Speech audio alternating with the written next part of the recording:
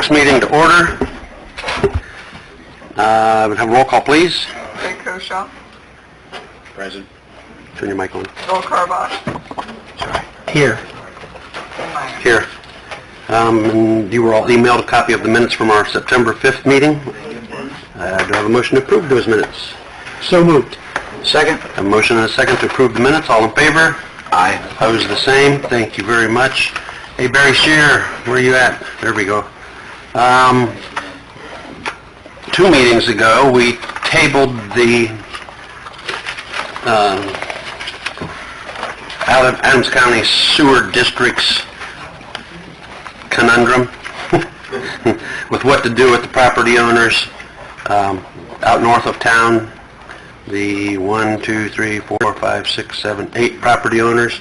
They were here 2 meetings ago. We tabled it to this meeting to make a decision.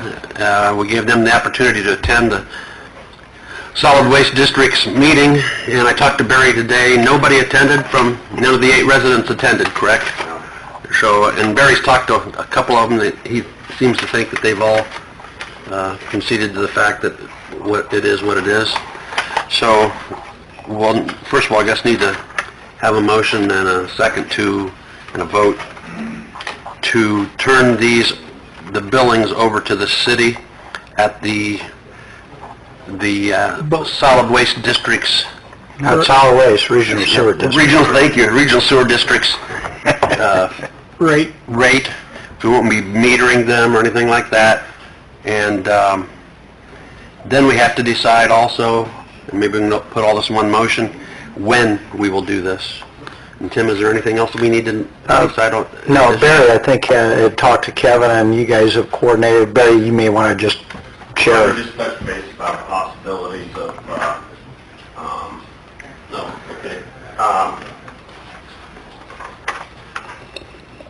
we could possibly read the meter, or Berlin reads, me and myself and Berlin reads the sewer meter the end of the month, 31st or the 1st, right there, whatever, in a Saturday or Sunday. So we bill per month, at the 5th. You guys send our bills out around the 5th, 6th, somewhere right in there for the previous month. So the 6th of October, you guys will be sending the bills out for September. We talked about possibility of making sure we got all our ducks in the line for as far as our maintenance. But since they didn't come, I don't know if there's anything, we're gonna, the way it looks right now, we're gonna take over the maintenance of the pumps. That has not been voted on, but that's kind of in the concessions of what they said. They wanted to know what was going to happen. There was no sense in them having an ordinance that we was going to do that until we knew we were going to get them, if they were going to be released in our direction. I think it's the best for everybody. I mean, at least keep them, like I said earlier, keep them from any problems. And then we'll maintain their pumps, I guess. With the communication that you had, do you have a recommendation for a start date on this, the change of the billing? I don't know. There's no reason why we couldn't here in 2 weeks or in a week and a half, the 1st of October. Or we could just wait and make it easy and they know it's coming the 1st of November for the October billing. It might be a little easier that way. Whatever's easier for them. I think that's better. That way we have plenty of time to let them know. Mm-hmm. And your board will meet the second Friday of October, so you can make sure everything's good that way. And then, would you make communication of some type of note in the billing that when you send the bill to them that the change will occur in November?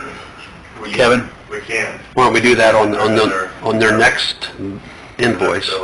We'll just put a note in there. And then they'll get like a 2-week billing from you. We'll get a final bill from us because we bill that area in the middle of the month, 16th. So Yeah, so let's give them a warning, let them know that this is going to be the change.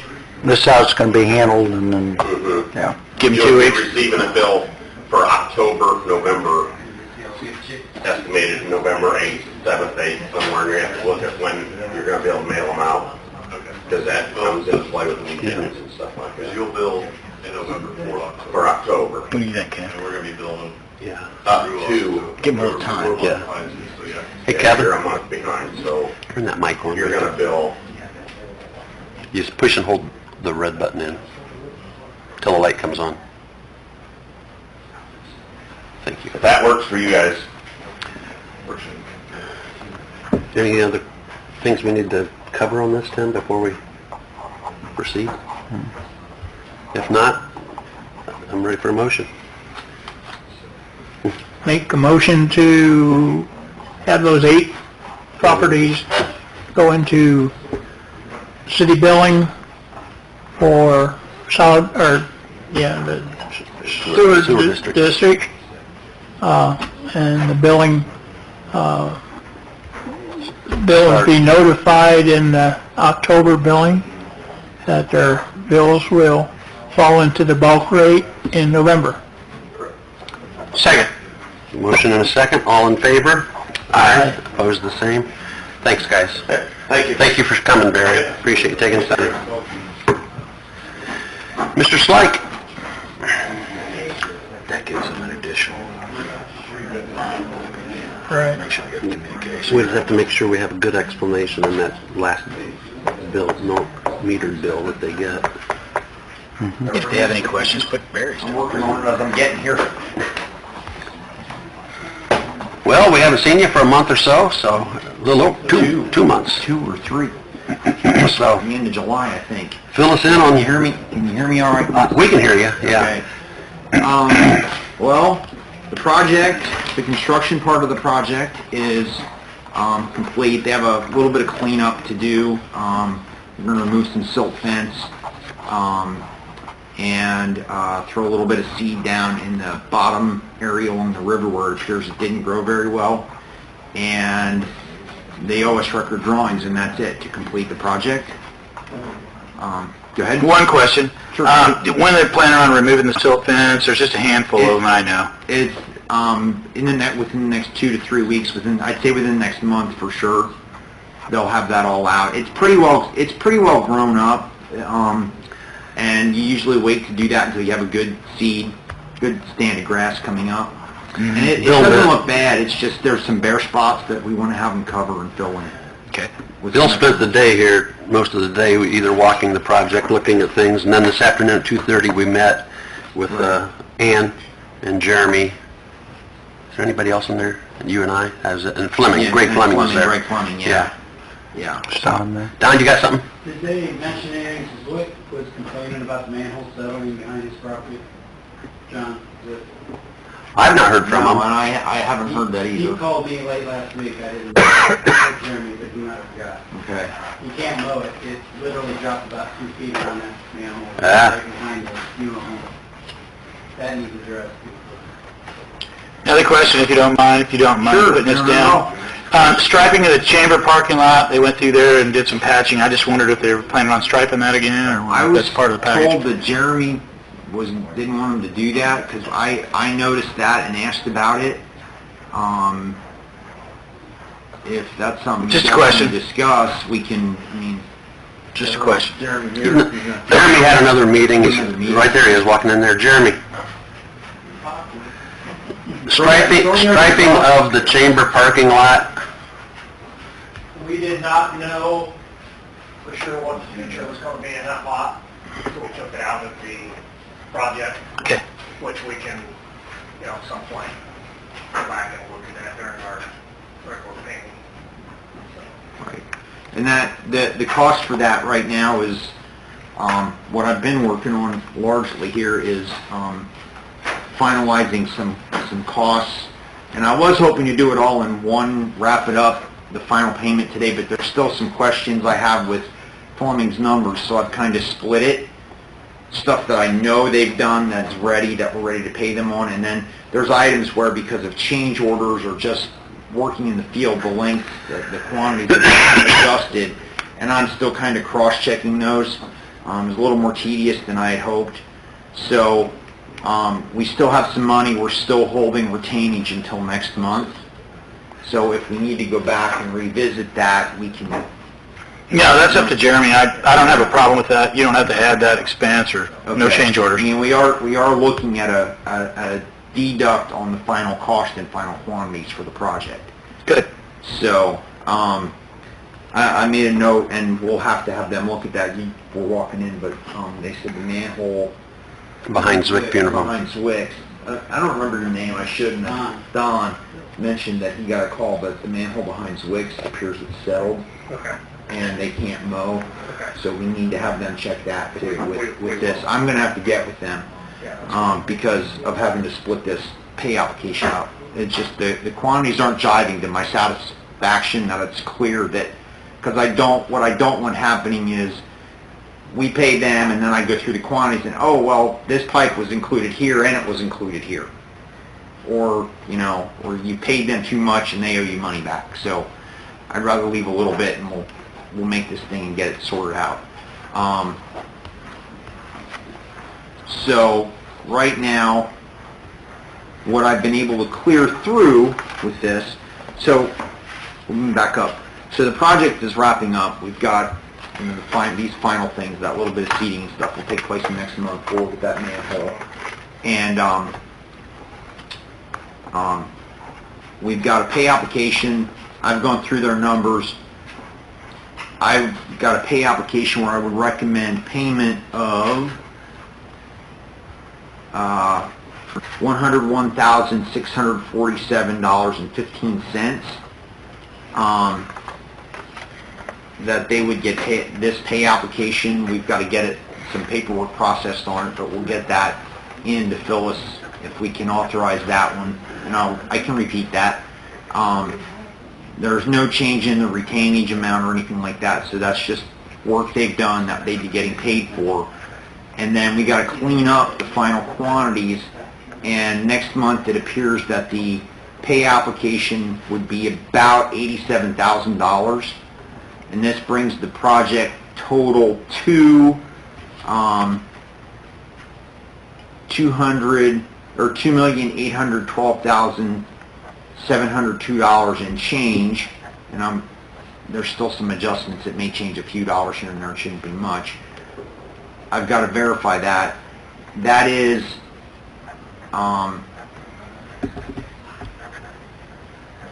where'd that number go? Almost, or just under $100,000 more than the original contract price. And actually, with all the other change orders we added in, we're still deducting, because right now the contract stands at $2,918,000. What is that? $2,918,000. No, what is it? That's where we're at right now before we deduct the final quantity, and we'll end up at $2,812,000. And what was our original estimate? The original engineer's estimate. Contract. The original contract with Fleming was for $2,713,000.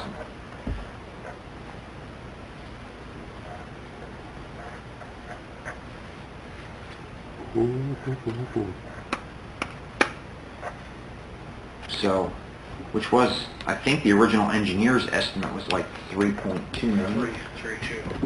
What was our... Bob? Yeah. It's like 3.4. 3.4? 3.4, yeah, that might be right, yeah. Okay. So, What those differences, you gotta figure in the factor of the change order for the First Street Auto building that was demoed in that change order, and then the water main moving, and I've got Right. the breakdown. I can get Phyllis a copy of it that Greg gave today with all these changes and yeah, where we're at. It's just a little bit different than you have, because yeah. the one he gave us was $2,802,000 something, so it looks like Wow. about 10,000 difference. Yeah, I'm at This one's 812. 2, Yeah. You're at 812. And This is 2,802 is what he gave us today. Right. And that's largely the difference is, and I have that spreadsheet, but I'm trying to coordinate and make sure the final quantities, And that's why several of the numbers, and I'm waiting on that last $800,000 or $80,000 and change of a pay application. Because I'd rather leave that and you pay him next month than you overpay him and you go, hey Greg, we need money back. Right. So, The punch order items that we have to complete is very minimal. They can probably do it in 4 or 5 hours, so. Okay. I would highly recommend the first meeting in October that we just close this out. Greg said that he would have the items completed within a few days. So you recommend that we go ahead and get this taken care of? yeah. Okay, I'll make a motion to take care of that. October 2nd, we've got the final pay. I was going to say, if I have time to process everything between now and then, that'll be the only thing, is me making sure with Greg on these final quantities, where I have some questions and things. If he does have some outstanding bills out to some subs, some of these subs that Right. called, want to know where we're at on this. Yeah. Yeah. He Yeah, we got pretty- does He have hasn't, yeah. And so I mean, what I was going to recommend is we pay The 101. $101,647.15. I'll make a motion that we pay that bill. Second. All in favor? Aye. Opposed, the same, thank you. So Phyllis will get that taken care of, and Okay. Phyllis, the next time you will pay is...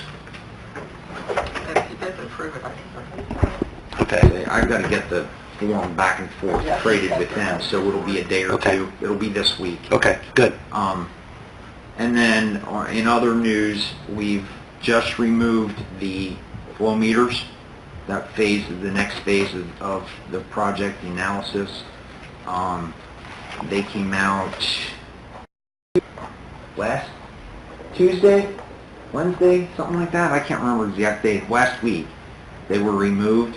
And we just got the final bulk set of data. Today I got the email from the guys who actually collect the data for us, from our other group that does that. And what I know so far is all the data is very consistent. It all looks very positive for having good data to perform the modeling, which we're getting into now.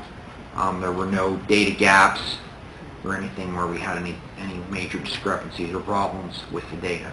So we're moving into the next part, the preliminary part of the phase 4 with the model and starting the analysis of what the new system has done. Okay. Good deal.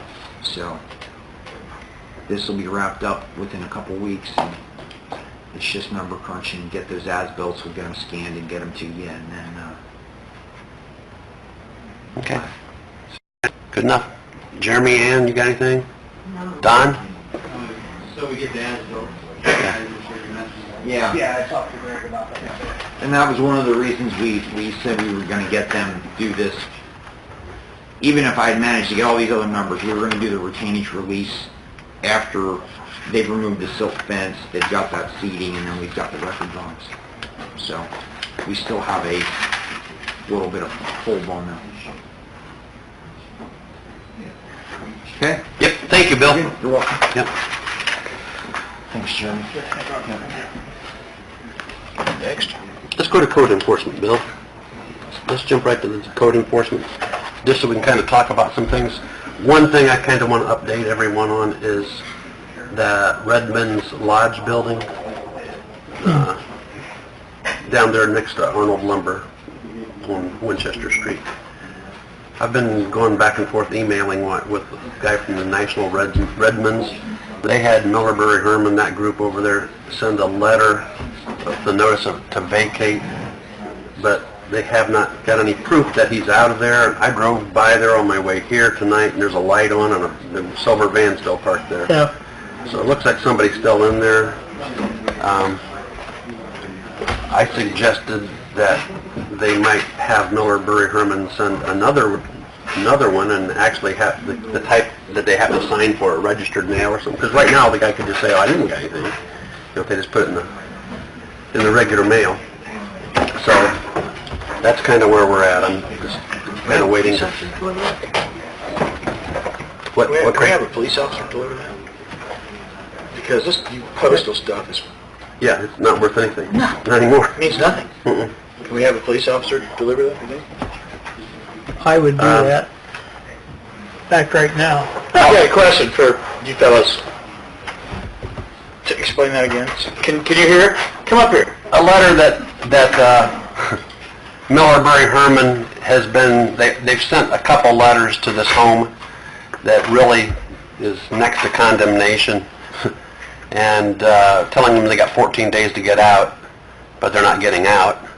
And we have no proof that they're getting the letter, because the letter's just been sent, you know, in regular postal mail. So the question Greg asked was if someone from the police department could personally deliver the letter, you know, no postage, just hand deliver it. Hand delivered. Make a note of it. Service, or is it? What do you mean? Tim, is it a court order, or Is it a court order? It's not a court order. It's just civil service. Right. I mean, we can. That would be great. The man in uniform. There's we're not supposed to be involved with civil Right. service. Somebody might take it pretty serious if an officer in a uniform rolls up there. Well, that's just it, though. That's kind of an abuse of your power. Is it? If it's a court order. If it's a court order, right, sheriff's gonna serve it. Yeah. Right. I don't know How if... do you make it a court order? Let me ask you this. Could a sheriff, or, I mean, an officer, accompany Bill so that Bill can serve it? Yes. Wouldn't have to do anything except for just, I think you're picking hairs, but I wouldn't know why not. Yeah. I like that. It's just... Gets people's attention. He would have brought the guard, say that a Catch little the guy on the louder. right shift and deliver the mail. We just want to protect our Billy. That's right. Gotta keep our Billy safe. I think Bill's cart broke down, so he's probably gonna need a ride out to the place. And I'll walk till 11 o'clock, so. Well, I need to get back with the attorney's office and see if they've mailed this most recent letter. And if not, try to have them hold off, so... Are they mailing it certified? Yeah, that's what I was gonna- No, they haven't been. Certified means nothing anymore. Well, but still, that's... I think right now, they're just trying to help the city out with this issue, and they haven't got any money from the Redmonds for any services, and so until they do, I don't think they're gonna put any... Teeth in. Yeah, right. So, I'll get with you tomorrow, Greg, and let you know. You can just maybe have one of the guys accompany Bill. So, all right, that's that. Going to other things with code, Bill. Well, the only thing I have right now, I discussed an item with Tim a while ago. I've got a home on West Madison, 1700 block. Don't know the address right now. It's a Lowell Thatcher that has tons of junk in his backyard, and I went out and taken pictures in the last 3 months. He's requesting an extension. I said, you can have an extension as long as I see some progress. Well, I went out last week and took some pictures. I compared them with the month ago, and I see no progress, so I just said something to Tim. Do we have Mr. Thatcher come in front of the Board of Works? The guy definitely would have trouble comprehending what we're going to try to tell him. And in addition to this, we have had complaints Yeah. from neighbors. Exactly. And the other complaints from the neighbors, I went out and they've taken care of one of them. The other complaint from the neighbor is a unique thing. There's a home down on Madison that has a Standard Oil sign on its roof. He has a Standard Oil pump in his yard. They're everywhere. He has all kind of antiques in his yard. I wouldn't want to be the neighbor. And he has a bed of a truck on the side of his yard with tons of trash in between. I took pictures of it and I gave him all the ordinances that he's violating, including the sign ordinance. There is sign ordinances that you cannot have signs in residential areas, and I underlined everything. So he's one that this guy complained about. And I told this guy a couple years ago, I said, now, and I gave him the ordinances. I said, you're violating all these ordinances. He said, well, who's complaining about it? And I said, truthfully, nobody, but the minute I get a complaint, I'll be down here to see you. And we had a complaint from a neighbor. And so my question is, I guess, what do we do with Mr. Thatcher? I can make a presentation with Thatcher. I've got tons of photographs showing the condition of his yard, which is terrible. So I don't want to say anything. he's going to be one that we need to address. Yeah, and I agree with what you said. If we have him come in here, I don't think he would understand our logic, nor would we understand his. So I really, it's kind of a touchy one. He's just not, like I said, I don't want to say it, but he's not the brightest guy in the neighborhood down there. Well, yeah, and that's, I guess, that concerns me, but the last time I was down there, I said, I'm just not seeing anything being done. I said, you don't want us to take you to court. He said, oh no, I don't want to go to court. And I said, well, I thought maybe I could frighten him enough that he would start cleaning up, but he hasn't. So. His main mode of transportation is a lawnmower. Right. Riding a lawnmower. And every time he goes around and sees something, he picks it up. He picks it up and keeps and it. it's in his backyard, all along his fence. And Is it to a point, Bill, where as a city we can clean it up?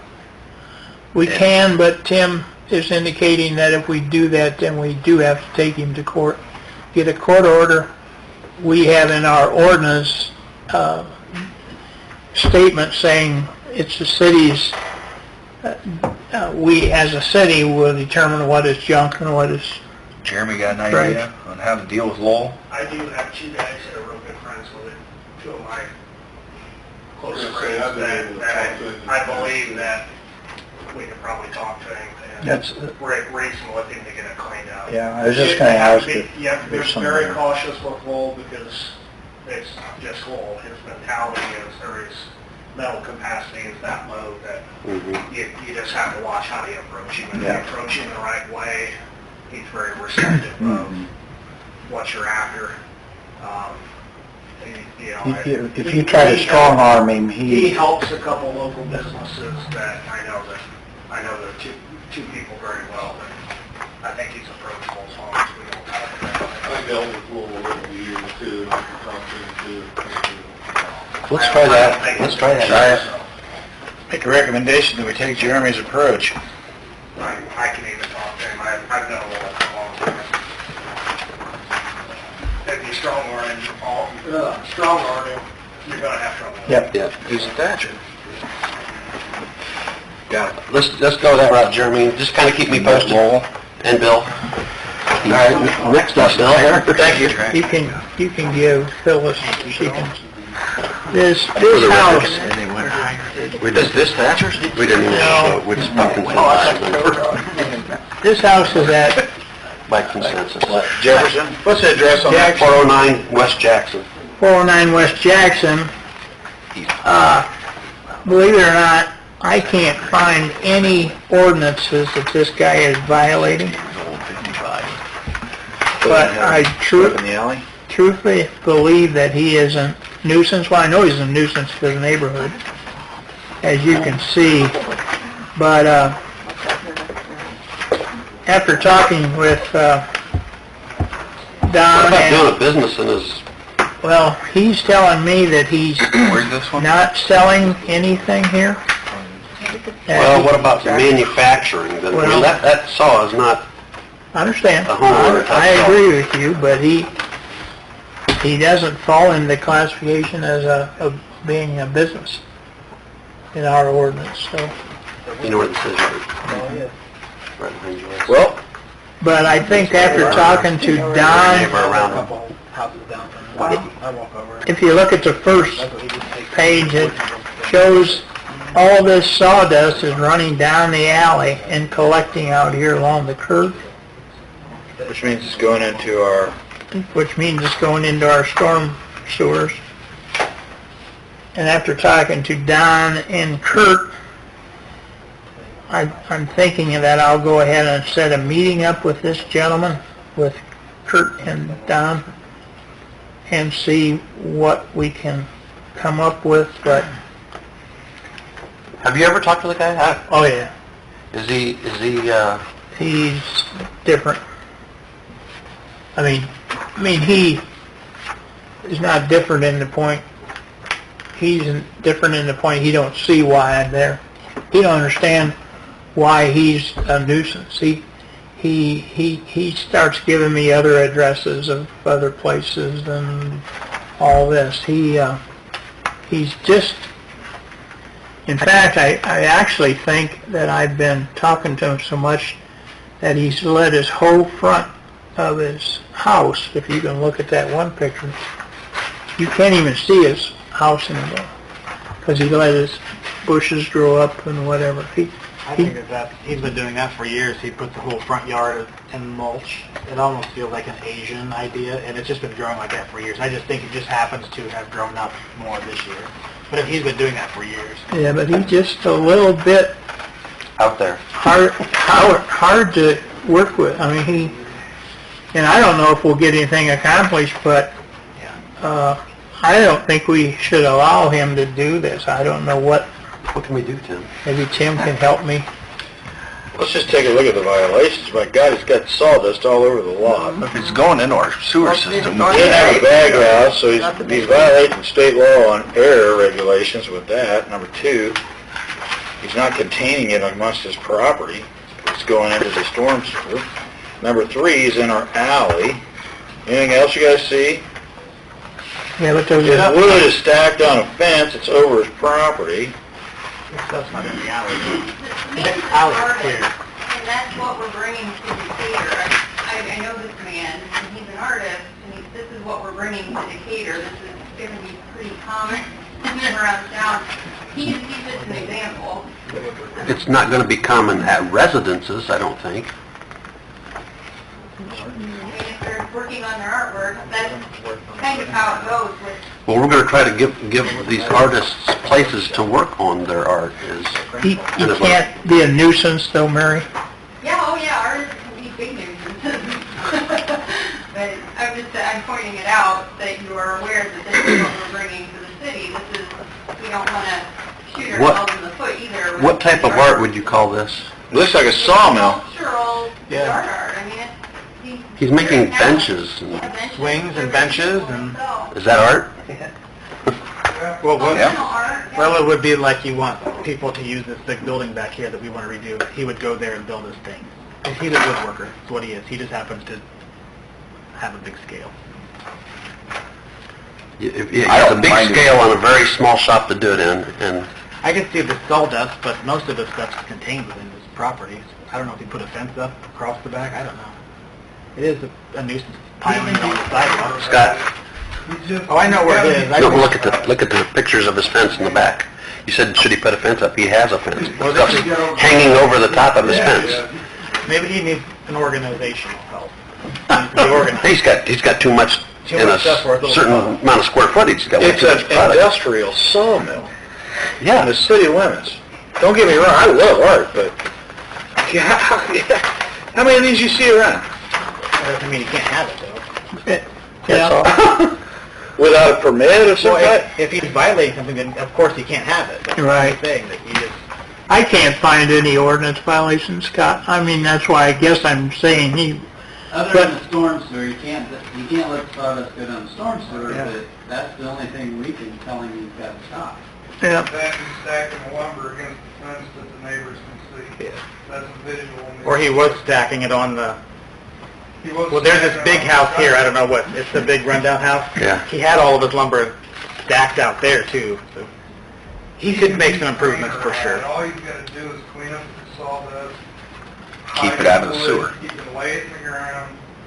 He's just got to be cleaner about it. And the saw itself technically isn't classified industrial because it's movable. Okay. It can be moved. It can be disassembled and moved. Portable. It's a portable sawmill. He just gotta clean up his act. My neighbor has one. That's the alley right there. Would that be considered now? Well, in that particular day, it would be. Did someone complain on that one, Bill? Yes, Yeah. two families. At least two families. When you look at the house right next door. Joyce Schultz's looks very nice. This is what she gets to look at. She sits on her patio. Noise over there, Bill? Yeah, would that be an issue? Noise from that giant saw? Complaints from noise? Even if it's a noise violation, Mary, is this his full-time job? it's still a nuisance. He does the craft shows, but I mean, you can't charge somebody a business license, I don't think, for, Is this his full-time job? I have no idea about that. I know it might be his hobby for all I know. He produces a lot of things. He doesn't, I don't think he works anyplace. I'm not aware of he. Then if this is his He's full-time probably job, in his 50s. I have no idea. would that be considered a business, Tim? Is he selling his products? Yes. He doesn't sell it there, he takes it Yep. to No, some of them are for sale on the sidewalk. Yeah, right there. They're for sale on the sidewalk. Well, he don't have them on the sidewalk anymore. Well, they were for sale on the sidewalk. I drive by it. He's got two benches sitting out on the sidewalk all the time now. They're If he sells them, he smaller, has but two they're new ones out there. I mean, I mean, it's potentially a business in a residential setting. So if it's not been, Bill, I suggest maybe just kind of watching and seeing if he's out there working morning, if he's out there working afternoon, then I'd kind of, unless he has a night job elsewhere or something or other, I'd say this is his full-time job. And then we're borderline operating a business in a residence. So, then maybe you can what do we really want the guy to do? What do we want him to do? What's our goal here? We want him to clean it up? I want him to be a good neighbor. Yeah, Right now, he's not being a good that's the neighbor bottom to the line. neighbors. Mary, as an artist, what would give us an idea what you would do to go talk to this man to have him be a good neighbor and still do his art? Well, I mean, everybody's different with a different approach. I know when it's happening from the Highlands game, he cuts a big piece of wood for free for the Highland game. Okay. So, I mean, if he wants to work with the city, he'd like to have a relationship with the city. So I think if, Well, has anyone from the city administration been contacted by this guy? I mean, how would we know that he wants to have a... well, I mean, that's what I'm just saying is, I think if you went and talked to him first, Who is it? you'd have What's his name?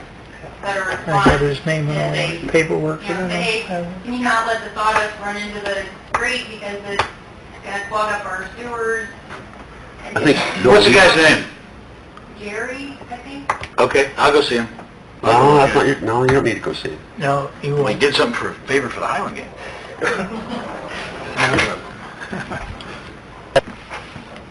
Who contacted him about doing something for a Highland Games, do you know? You did? Because I knew that from the craft shows that I also work at and sell products that I make out of my house, at the craft shows, that's how I know him. So, would I charge? But You're not a nuisance to the Is neighbors. that your full-time job? No, I think you're a school teacher. I mean, yours is more of a art hobby type thing, and if this is an art hobby, it's kind of gotten out of control. Welcome to the art community. Well, we've not had any of your neighbors complain, okay? Not yet. Yeah, come on now.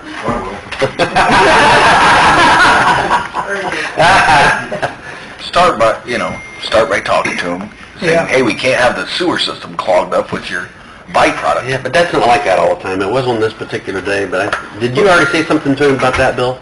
No. No, the only thing I talked to him about is, I told him he had to have less lumber in back here.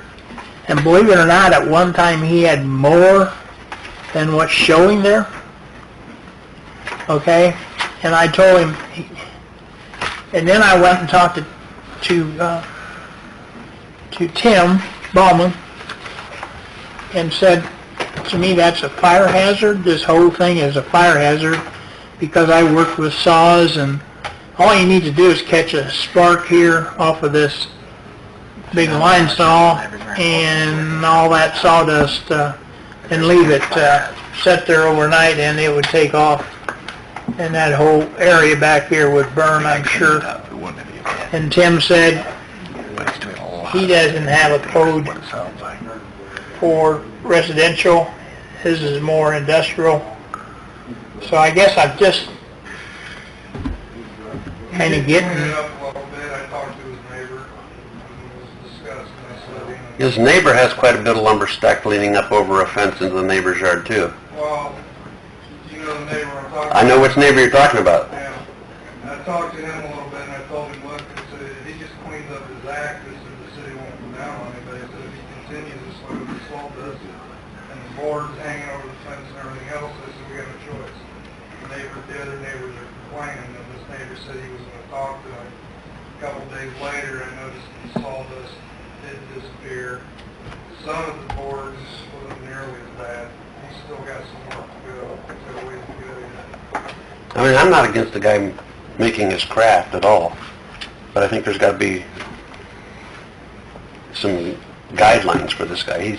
He just is pushing it to the limit. His raw materials just keep getting bigger and bigger and bigger. When he started, it was just his little dogs around. There were a couple of branches, and now then there's a tree, and now there's a bigger tree, and now there's a bigger tree, and now there's a load of lumber. So he doesn't have the space for it. It's a small lot to start with. Is there a place where he could do this, not necessarily in his home? I mean, And Jim, if Tim said that he's more familiar with commercial, not residential, maybe you and Les need to take a look at this, because I mean, It's residential, that's, I don't know. That's why we'll look into it a little bit. this wouldn't be allowed in a commercial setting. I mean, I would have to think that a residential setting should be even... Well, there's more regulations in a commercial setting. You go down to Albertine and talk to him, and he'll tell you the regulations he's got to keep there.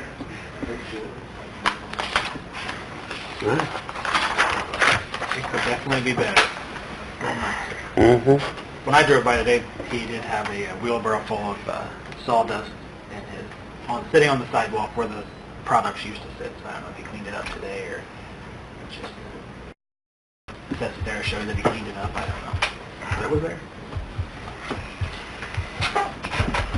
Okay, I'll do what I can, but Any other code enforcement issues right now? no, I don't have anything right now. Okay. What about 10th Street? What about what? Going to talk to him? Is that what? Fellas wants to know what we decided. Don and myself and Kurt will go down and talk to him. What's on 10th Street? The car shop? Oh, that way, 10th Street. What? 10th Street on the car shop? 10th That was Street? that 10th Street? Oh, that, yeah. I've put out some feelers and I've got some people watching and taking pictures. We're trying to kind of build a case of, which is what we've kind of been recommended to do. So we have to build our case and then and until then I've asked Bill and I've asked Kurt, I don't want any city employees going down there calling on him, just leave him alone, let him continue to violate, because we've warned him enough. He hasn't been in asking for rezoning of that one property, right? Okay. That property today I went by has 4 or 5 junk vehicles sitting in it, In a the back. trailer and a dump truck, pile of, looks like asphalt or something. On 10th Street? Your class. Yeah, it's residential. No, it's zoned for business. Graduated about 90. It's zoned for business? Yep. He went in front of BZA and got it zoned for business.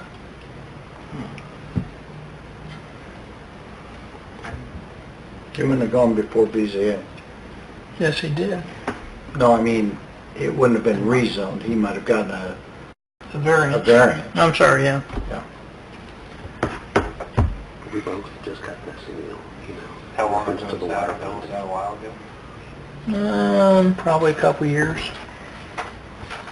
He got a variance based on certain regulations. He's just, Yeah.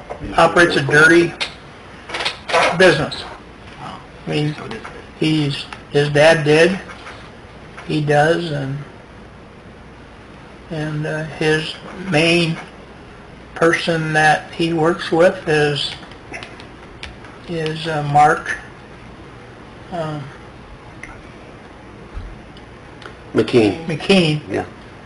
And Mark gives him junk. 2 peas in a pod. Mark gives him junk to work on, and that just is how they do things. Maybe, if we're lucky, he's pretty much there. He's bought up about the whole block. Maybe he'll... Yeah, if you click on the GIS thing, he owns property after property after property. If it's not him, it's his dad. But yeah, they... Okay, let's move on to other issues here. Sure. Thank you, Bill. Second floor of City Hall. I contacted Martin Riley. Did I send all of you a copy of Jack's email? Passing the room down there. This was the email that I got back from Jack Daniel from Martin Riley. It's a contract on what they would do for us. One, they'd provide with plans to reconfigure one set of restrooms upstairs. Right now, I think there's 4 restrooms up there. They're all small, 2 men and 2 women. He would combine and make one set men's and one set women, all ADA accessible. That's part of what they would do as far as the plans for that. The Decatur personnel would make all finished material and color selections. We would direct contractor as to the scope of any changes to the existing floor plan beyond the work of the restrooms described.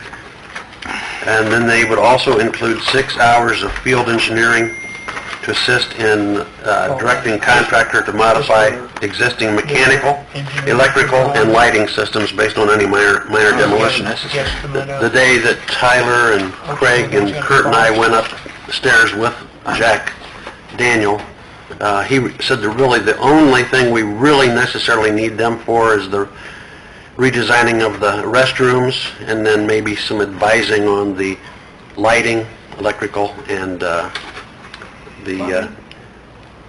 well, that's part of the bath restrooms, the mechanicals, the HVAC and all that. But he said he didn't think they needed to draw that up. Am I right, Tyler? He just thought that they might advise us, which is what those 6 hours would be. Kurt, go. Something you might want to think about. If we rent those spaces out, whatever the tenants are, we got to watch how many changes they make. Like if they take one area and start putting 4 offices in that one area. They're not going to do that. Okay, because then we would have to file with the state for the design. Yeah. No, that's not what he suggested in this thing. I don't think, at least I don't read it that way. All they want to do is the bathroom. The bathrooms and then some advising. Yeah. The rest of it, we're on our own, but what I'm saying is if we bring tenants in there, we're going to pick out your area, design your area. Open. We got to watch how they do that, because they want to follow the design of the state. If we modify it too much, the state will make the design. If we're letting them put in walls or anything Yeah, like if we that. let them put in walls. But if they're putting in cubicles or anything If like they put cubicles in there, we're good. No problem. If they start adding walls, we got a different story on it. Which then we may need them. Mm-hmm. For their services, Martin Riley offers to perform the above services for a lump sum fee of $4,500 plus reimbursable expenses, i.e. filing fees, mileage, and printing. Is it necessary? I mean, basically he's going to design an ADA accessible bathroom for $4,500, and then we have 6 hours of his advice on where to put the electrical. Which is, I asked him then, I replied back to him. Layout or nothing for the electrical, so we're just basically... They're showing us a 5-foot spin around with a wheelchair and an ADA bathroom. Yeah, basically drawing a compass and saying, this is how big your walls need to be, and this, you need handrails here. I asked him as part of the 6 hours of field engineering, I said, if we exceed 6 hours, what's your hourly rate? It's $110 an hour. I said, if Martin Rutting might have a CAD file of the building layout, could they forward that to us? This way, if we want to change a few wall locations or add an office, we could do so from our end. And he said, yes, we can share with you the CAD files we have. And that was really about all I asked him. I asked him some time frame for what it would take for their end of it. He said it would only take a few days. So, Tyler, you're our field expert when it comes to construction. Move with that? I mean... Well, we have money in this year's budget, $175,000, and we have another $175,000 budget for next year. So I would have to say that, yeah, it looks like we are ready to do something as far as the finances go.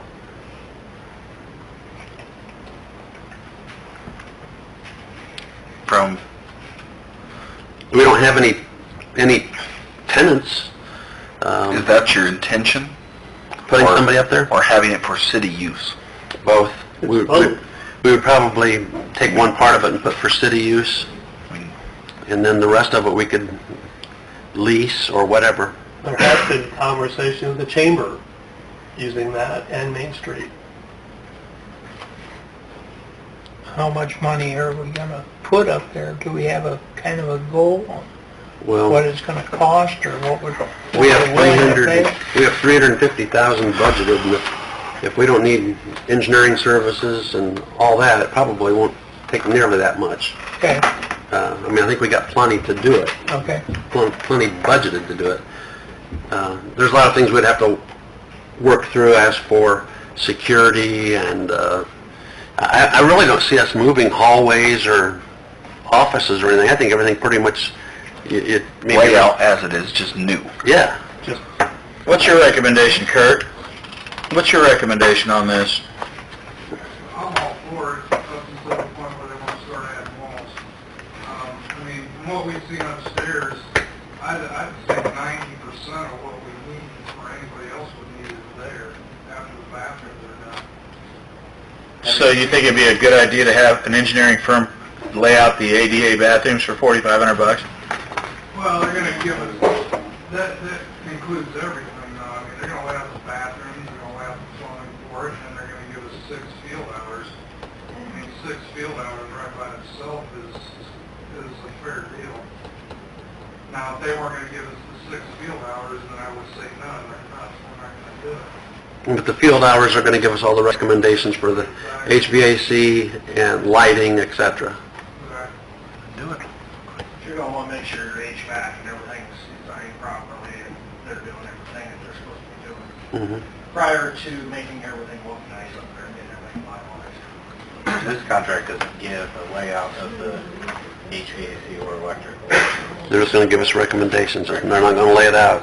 Right. Just kind of big rooms that were offices, and they had cubicles. We don't have to make a decision tonight. We can ponder it and discuss it more. Is that agreeable? No, we're not going to start this anytime. I think we... But you wanted to start it this year. Well, in the winter, over the winter, I think we could be a good inside project for us. I don't know, I think somebody needs to sit down, or, I don't know, if council has to have the conversation, or what the uses are going to be for, have the layout. I mentioned it at the chamber board meeting the other day, that this could be a possibility, and the way I worded it, I don't know if I was going to talk to you afterwards, and maybe I shouldn't have said it that way, but maybe we could work a deal out where the chamber building they would give to the city, and we could use it for trailhead, restrooms, various things, and we give them free rent aside from utilities. And I only had one comment, and it wasn't favorable. A penny. It's because of the access to get to the chamber. Parking, you have to park out back and walk all the way around front. And they said, we want our chamber to be easily accessible. I mean, she made some good points, but then again, this would be so much nicer for them. It was about a year ago, the Chamber Board in Main Street took a tour of it upstairs. Or maybe 16 months ago, I don't know, something, 12 months. The Chamber Board did?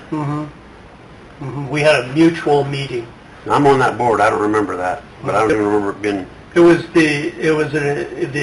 when the Main Street and the Chamber, was it just the Executive Board?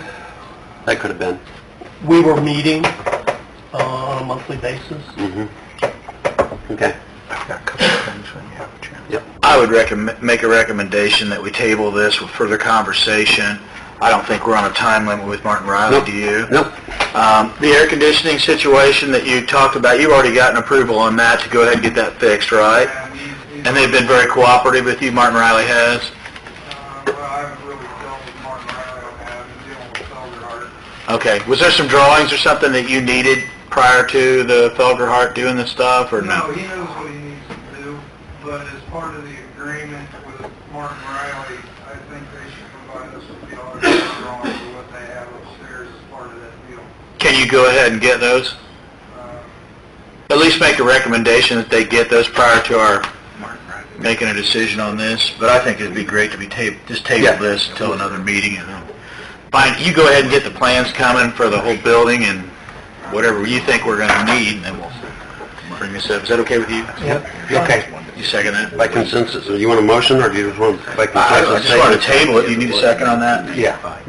We got a motion and a second to table this discussion until a further date, so, all in favor? Aye. Opposed, the same. Last meeting, we discussed, Craig posed the question about utility write-offs, and that we do a little further research on it, and I've emailed all the council members what I've been provided from Kevin's staff, and it's pretty interesting. How many landlords there are in Decatur, and how much over the years we have written off, and I don't think we're in any way ready to move on Kevin's suggestion of writing these off yet. I think we need to do more research. Kevin's proposal was strictly for the past due accounts from 2011 and 2012, and was $25,334.90. And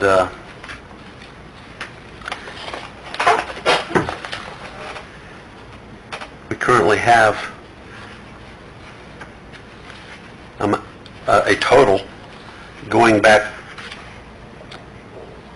all the years of amount left over after write-offs. I mean, we've already written off, since we've started doing this, we've written off $45,658. We still have $80,996 after write-offs. The total amount left unpaid was $126,454. So before we write off more, I think we need to kind of get our ducks in a row, figure out a way. I told you all that I would check some other mayors, see how the communities did it. I think I've heard from 6 mayors. They all, the responsibility falls back on the landlord or the owner of the property everywhere except one community, and they're kind of like us, they just haven't done anything yet. But the other 5 are all pointing back at the others. Tim made a good point the other day. We saw Congressman Lehman, our state representative, and you can put a lien against an unpaid sewer debt, but you can't on a water debt. But you can not turn the water on, though. It doesn't have to be a lien. I guess you probably should word the ordinance the way is, we just won't turn it on. I mean, you don't have to put a lien on it. There's nothing saying, but if you want the water on, you gotta pay the bill, and then the water has to get turned on. I think the ordinance needs to read that the responsibility falls back on the landowner instead of the renter. And I think that's what we need to do is change our whole ordinance to refer to that. And then we can go ahead and point out to the landlord that I don't know if your name is on this bill. I don't know if you all looked at that very close, the spreadsheet and things that I sent you, but what did surprise me, you know, Belmont Estates, yes, is the biggest offender, but Waterbury and Pine Crossing, which is the other affordable housing areas here in Decatur, the landlord does pay them. We have nothing past due from either of those two out there. So, but what you see right down the line, and if you look, is, you know, here's an address from this particular landlord, and maybe in 2007 somebody stuck us for $200, and you go up that spreadsheet a few lines, there's the exact same apartment where somebody else stuck us 2 years later, and then you go up a couple lines and the exact same apartment again. So we're turning the water back on. You know what I'm saying? I agree with you. We shouldn't even be turning that water back on until that particular apartment unit is paid up. Do some cities make you put a deposit before you ever get it to begin with? You can do that. It's just a more paperwork bookkeeping. nightmare. Yeah, that's, But most communities, I think, do take deposits. 20 years ago, I moved to California. It cost me $1,000 to get everything in my name and up and rolling. Deposits. And that was just for an rental. apartment. Yeah. An 18-year-old kid in an apartment. Yeah. Yeah. It was $1,000 to get everything rolling in my name. Rewriting the ordinance, because I don't think it doesn't matter if you give a down payment, if that water's Right. not on, that Yeah. property is now worthless. exactly. Simply worthless, it has no water. Right. I think we Worth just nothing. rewrite the ordinance. The issue, and I don't have any problem, I think you're right, I think we can rewrite it. The issue is, can you make it retroactive? I Yeah. mean, I think legally and the cost that it's gonna cost the city to go back and try to get this money back is, But moving forward, we lost you do it. right. Yeah. We Moving should start forward, from today and move Right. forward, because I think Yeah. you're gonna get in a big Kevin, legal battle to go backwards and try to get that money back. Right. You're probably right. So when you say this, are you saying that we will shut the water off and not turn it back on until the bill is paid? Or are you saying that we're I going mean- to put it on the property owner? It's gonna be on the property owner, but I say that it has to start from whenever the ordinance comes into effect. I agree. Because there's no sense in trying to go back and fight Chase over old money. It's, at least we're doing the right thing now to get it under check. Yeah, we messed up for a couple of years, but I guess you fight your tongue and Now, do we need to do some more research on ordinance? People that don't pay the Yeah, I bills. mean, if you messed can up. get copies of some, I'd like to look at them, and then I'll try to put something together and get it to you. I'll see a bunch of mayors this weekend. If we gave them a date in the future, say January 1st or even Right. December 1st, saying this is the day to cut off, Yep. it's got to be in your name, that gives all those landlords time to get their ducks in a row, figure out how they're going to change their policies to get that figured out. I wouldn't say that they, maybe, I want to say that they'd have to put it in their name, but just make them aware that as of a certain date, if the bill's Well- not paid, the water is getting shut off. I think you do need to have it in their name, so if you put it in the tenant's name, Well, that's, I guess that would be the landlord's responsibility if they wanted to let the tenant put it in their name or put it in their name. I When think, their property do loses it. water. I think it'd be easier to do it across the board. Yep. It's how everybody has to operate, rather than some doing it one way and some doing it another. 'Cause And then it's up to the tenant to determine how they do the The relationship. guys that are moving out are the ones that don't pay the 3 months. They know they're moving out in 3 months, and we can't technically shut their water off until 2 months and 10 days, so they Time time it. that out, and then because they're the same ones that wait the 2 months and 9 days and then pay their bill, and then wait 2 months and 9 days and pay their bill every time. And then they know they're moving out, so they just, Last two months and 10 days, they don't pay. so yeah, if you put in landlord's name, that's up to them to figure out. I was a couple days late once. Yeah. I felt bad. You raise your deposits, You got time. and your rent, however they want to do it, but. I think And if it's universal across the board to every, all 50-some landlords, Yeah. then It's fair. What you're saying, it's in the property owner's name. Yep, That's what you're saying. right. Rather than making the property owner responsible for what the tenant did, just put it in the property owner's responsibility, you know. Can you legally just make them put it in the property owner's name then? I don't know why you couldn't. You're okay, Corey. Can I speak on this? Yeah. I don't know how you can legally go back on the landlord. Now, I have all of mine in my own name, and I make my renters pay me. But now you're talking about a Board of Works thing, you know, I'm just throwing that out there.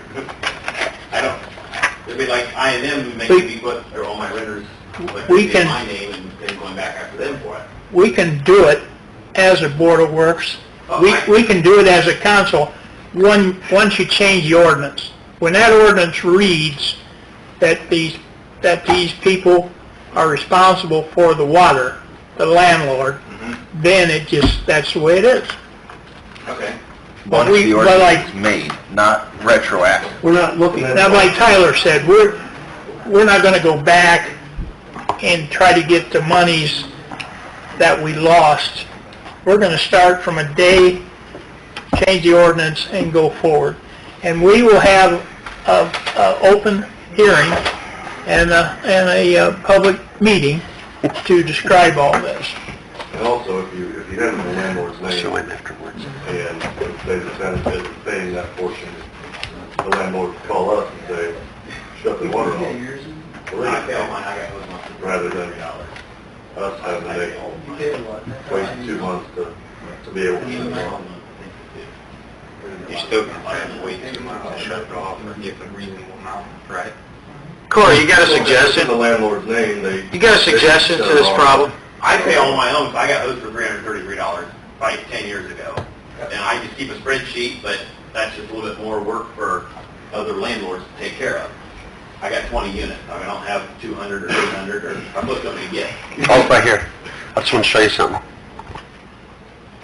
I understand, Corey, and the reason you pay is because you got burned. Yeah, I got burned. Then we're the ones... Mine? I did. How long ago was this? That goes back a ways. Okay. Okay, I mean, I know you're doing everything the right way. Yeah, no, I started paying it probably 5 years ago. Yeah. This is, wait, how long ago was These it? are total amount left unpaid. I didn't know I was on the list. 2007, I think they went back to. That was the city, we're sitting with 180 grand. 07, 08, or... Yeah. Yeah, it's not paid. What do you think the best way how would you like to be handled? I don't know. I'm just... The same way we are doing it, A right? long time ago. I mean, I just started paying my own, and I pay 3 bills to the city every month, and they're several $100s a piece.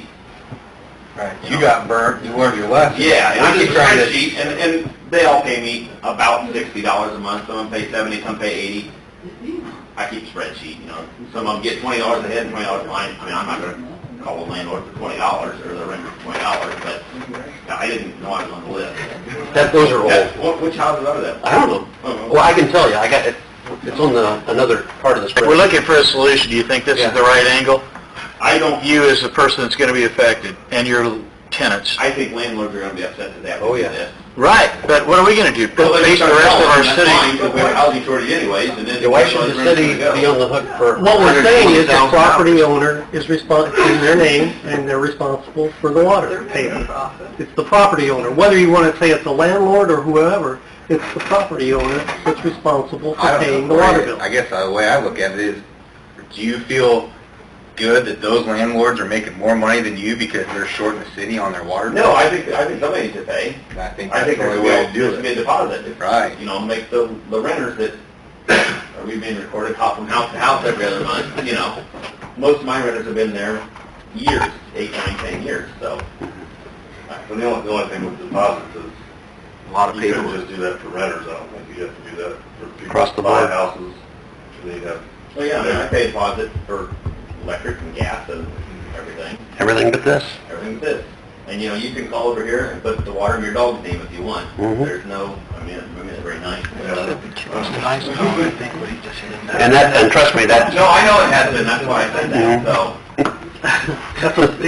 We're just trying to have a better policy moving forward. Okay, hey, my whole point was I want to just table this, let me work on it more, let Tim work on it more, and if you guys have any ideas, email me, call me. Yeah, can we do a first reading on it? come in and voice their opinion. That's the property owner, it's in their name, and they're the one Just go like the other 6 cities that you talked to have went. We just need to get their ordinance so we can have something to refer back to, so. Okay. Nick Koss, let's briefly talk about the trailer park. How long is yours going to take? I got 3 or 4 things, but that's fine. You know, he definitely has done a lot of cleaning up out there. All I see really left, it looks like there's like one pretty good sized trailer that's still up there, but somebody's living in it. There's no, There's one right just on the other side of the car wash. There's one. yeah. And, There's 3 others that are not being lived in. They haven't been moved yet. No, but they are not an eyesore. Well, He's gotten rid of all the eyesores. I think most he's of what made he a lot of improvement from I think he's when he made was here. improvement. I say we keep an eye on him. What do you think, Bill? The only thing I really think it doesn't look like he's done is he hadn't taken out the electrical connection things. Maybe they're disconnected, but they're all still there. Other than that, it really looks like he has skirted the mobile homes, and not the prettiest skirting, but they are skirted. He's kind of done the things that I've asked the guys to do. When I'm out there, I'll take pictures of the trailers that I think should be disposed of, because that's what they're doing with them. And by the time I go back the next week, they are gone. So yeah, he's cleaned the whole front up, and I said that's what I asked him to do. Jamie's got a question. We were just out at lot 58, you're talking about Cottonwood, right? Yep. We were out at lot 58 last night with DCS, and we have raw sewage now underneath that tree. Number 58. 58, 58, we contacted the Board of Health already, so they're aware of that. So, Yeah, he's got some major problems with water lines and sewage and that type of thing out there too, but I don't know if we even addressed him on those conditions when he was here. I think you possibly maybe might want to ask him to come back, Yeah. and I don't think we have to give him a time. I think we ask him to come back, let us know when he's going to be in the area, and then we'll Exactly. schedule it, yeah. right. I'll do that. I will do that. So, And in the interim, we'll go out and look over some more. okay. There's a couple things I wanted to bring up, but they're not totally necessary at this time. Let's cover your things, and if we have time, we'll... Okay. So you know, Mike Blee with Biggs contacted me, and they're requesting an extension for exercising the option to purchase the Schaefer site. That's where the new parking lot and green space is going to be. They just picked their investment group. It's probably going to push back the closing a bit, but they're also working on a bunch of new applications for tax credit projects, and he says they're just swamped right now, so they're asking for an extension. He says everything's still going to happen, it's just that they need more time. The option, I think, runs out either the beginning of October or the end of October, I'm not sure.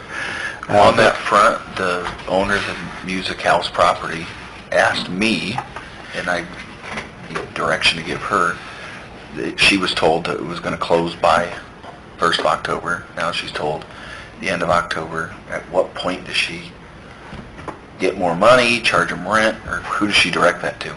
I talked to Mike Blee and Kevin Biggs. I have no idea. But bottom line is they're requesting an extension. He said to be safe as far out as March 1st, but he said realistically it would be sooner than that. So he said I'd bring it up to you, and you know, if you're okay with that, then we need to sit down with them and work out the details.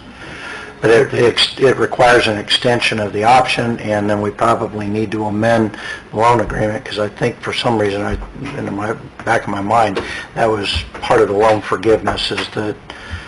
As the one that begins. Yeah, that they exercise the option or something, so we just need to make sure that we cover that too.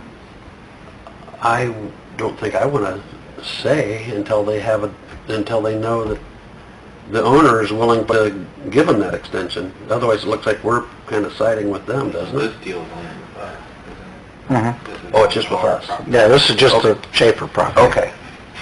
Yeah. Yesterday, Kevin Yeah. commented in the Main Street meeting that they still plan to close mid-October With, to late October. on the building? On the building. Okay. Okay. Yeah. Yeah, I think it took them a little longer to make a decision on the investment group, so that's probably pushed Well, he back. shared that the tax, something about what the state had done some different things that, because it was getting kind of soft, and now that there's some other action taken to stabilize that, because of what the feds, you were there. You could talk about the tax. But he says things are okay now. The state has shored it up. Okay, so, do you want me to just get a hold of Mike and say we need to get together and work out the details, or I told him I'd bring it up tonight. If there's an objection to extending it, I need to let him know. Not knowing it's just that part of it, I don't have a problem at all. Do you guys? Be okay. Okay. Yeah. All right, then I'll work with him and probably get something back for formal approval. Second thing, Tim, sorry. So do I need to extend that funding to the next year? Or are we using any of that revolving loan money for what? for the parking lot? Do we use any of that? Or The revolving loan fund, how much do we have left? Because we've I'll already, have to look. yeah, we've paid most of that out already, because that went to Fleming for the demolition of the building. So, Is there any more expense coming from that then? we committed 275, so that's what should be in, I don't know how much we paid out to Fleming, so whatever's left, they can apply towards other portions of that project. Okay. So, Extend it for the new year? yeah, if we have to encumber it over or whatever. But we're waiting on reimbursement for that? No? Oh, okay. So, all right, I'll talk to Mike and I'll bring something back to you. All right, second thing is, we're refunding the water bond issue. That closing is September 28th. So you and Phyllis need to be around next week because we'll be getting some some closing documents from bond counsel that we need to review and sign and get back to them for that. You don't have time or anything, though, we just know that. No, it's sometime next week, and those documents probably will come earlier. You'll sign them, we'll get them down there because they'll need them as of the closing date. And then the other thing that came up is in the course of reviewing that, one of the things that Crow Horwath pointed out is that when we amended the water rate ordinance last year, if you recall, Dan Rickard asked that be amended, an increase of 15%. You do an amendment up to 15% without having to do a rate study, and he wanted to get that done at the time. So we did, but the problem is that typically when you do that rate, we amended the water rates, the metered rates, but we didn't amend like fire protection, drinking water fountains, things like that. And according to Crow Horwath, that typically is amended with the water rates themselves at the same time. So they're recommending that we do that before they complete the rate study. So I've prepared a rate ordinance amendment. We can adopt it on first and second reading, but you need to have a public hearing, so it's not going to get final adoption until the first meeting in October. Okay, so Board of Works or W Council thing? that's council. Yeah, thank you. Right. So, Phyllis asked me to do an engagement letter. I've got that ready, and if you, for me, we already done it for bond counsel for Hilliard Lyons and for Crow Horwath, but I think to document that, I guess I need to do one too for myself. It's half of the bond counsel fee, and so I've got that prepared, so I just need Ken to be authorized to sign that. And then the last thing is on the Crow Horwath, when I talked to Jennifer Wilson this afternoon, what I found in looking at drafting this ordinance is there was a section of our 2009 ordinance that was apparently omitted when it was recodified. So we need to get that back in. So I've addressed that, but it was kind of confusing. I couldn't figure out why. I couldn't find it anywhere in our code of ordinances, and that's what happened. So as we were going back and forth, we realized that. Speaking of code, I do have supplement number 2 prepared. I hope it's not in that. Pardon? I don't know. Okay. It wouldn't Because be. we'll adopt that probably at the next meeting. Okay. They just sent me all the Yeah.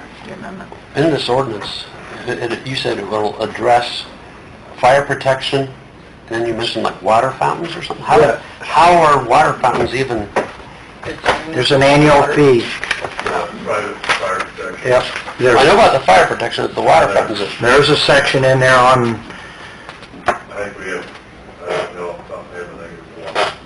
I don't know. It's an annual charge for municipal drinking fountains. It's an annual fee. So, Okay, but the only part that would affect, And fire hydrant. it addresses fire hydrants, monthly fire protection fee, the municipal drinking fountains, and private fire protection. Those are the 4 things that when you do an across-the-board water rate increase and do a 15% increase, those are to be increased as well. Apparently, we didn't do that, so they're recommending that we do it, and they need to do that, have that done. So they're saying we need to increase all of those? Yeah, it's all going to be increased 15%. so what's the bottom line in terms of dollars per home? Kevin might, Kevin. Monthly bills, Bill for most people would be 30 cents. yeah, 30 cents total? yeah. Yeah. Because fire It goes hydrants, for a size, a meter 5/8 inch or 3/4 inch, it's a 30-cent increase. For some of the industry. So all these things right now are covered under that $2, that $2 fee, and you're saying go up to No, 230? private. No. Fire. That's just for residential monthly fire protection. One-time fee, anywhere from 500 to 1500. Right. Right now, I think, I probably brought that. Hold on a second. I think fire hydrants we put into homes. We did. Yeah. Sprinkler system, keep the hydrants, the drinking fountain, just the way Adams has one at 10 dollars a last thing, $300 each. Okay. You're going from, I'll just go through this then. Fire hydrants for any other entities other than municipalities, it goes from $365 to $418.75. On the monthly fire protection, for somebody that has a 5/8 inch line, it goes from $2 to $230. 3/4 inch line, $2 to $230. Goes all the way up to a 6 inch line that goes from $78 to $89.70. Then you've got the municipal drinking fountain that goes from $325 to $375.75. For private fire protection, that's where the biggest jump occurs. Basically, right now, let's find that.